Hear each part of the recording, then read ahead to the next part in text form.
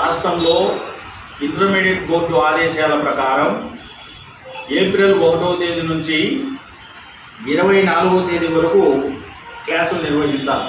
కానీ కడప జిల్లాలో ఏ ఒక్క జూనియర్ కాలేజీ కూడా క్లాసులు నిర్వహించడం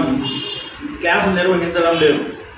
అంటే బోర్డు ఆదేశాలను కూడా లెక్క చేయకుండా ప్రైవేట్ విద్యా సంస్థల యాజమాన్యాలు ఇష్టానుసారంగా వ్యవహరిస్తూ ఉంటే విద్యాశాఖ అధికారులు చూస్తూ ఉండడం కరెక్టా అని అడుగుతాం. అంతేకాకుండా ఈ ఏప్రిల్లో క్లాసులు నిర్వహిస్తే ప్రైవేట్ విద్యా సంస్థల యాజమాన్యాలు ప్రైవేట్ లెక్చరర్లకు జీతాలు ఇవ్వాల్సి వస్తుందని వీళ్ళు బోర్డు ఆదేశాలను లెక్క చేయకుండా క్లాసులు నిర్వహించడం లేదు.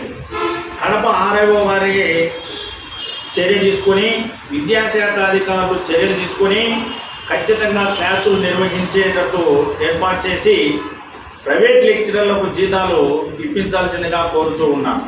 లేకుండా ఉంటే ఖచ్చితంగా ఇది విద్యాశాఖ మంత్రి కూడా దృష్టికి కూడా తీసుకుపోతామని హెచ్చరిస్తూ ఉన్నాను.